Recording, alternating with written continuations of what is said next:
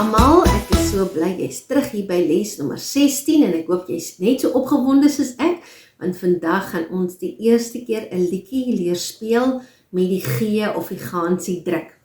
Nou vandag gaan ons 'n baie lekker vrolike liedjie speel. Ons gaan leer om te speel If You Happy and You Know It. Ek hoop jy ken dit. As jy dit nie ken nie, gaan jy dit sommer saam met my leer vandag. En as jy dit ken, dan gaan ons sommer net baie lekker saam speel.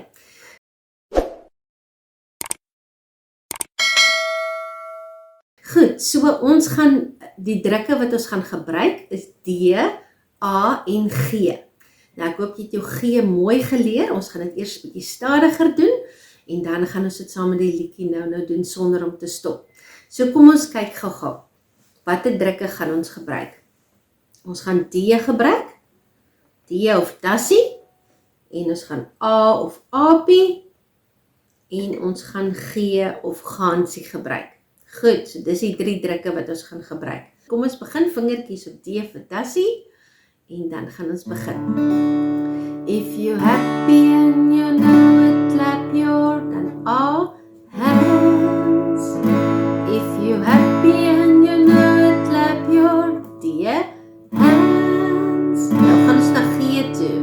If you're happy and you know it, then your D face will surely show it. If you're happy and you know it, clap your D hands. Kom ons probeer dit weer. If you're happy and you know it, clap your hands. If you're happy and you know it, clap your D hands.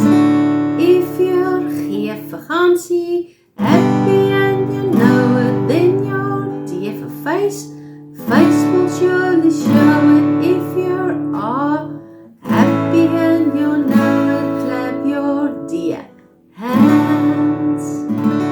Baie mooi. Nou gaan ons dit gou-gou probeer saam met die liedjie.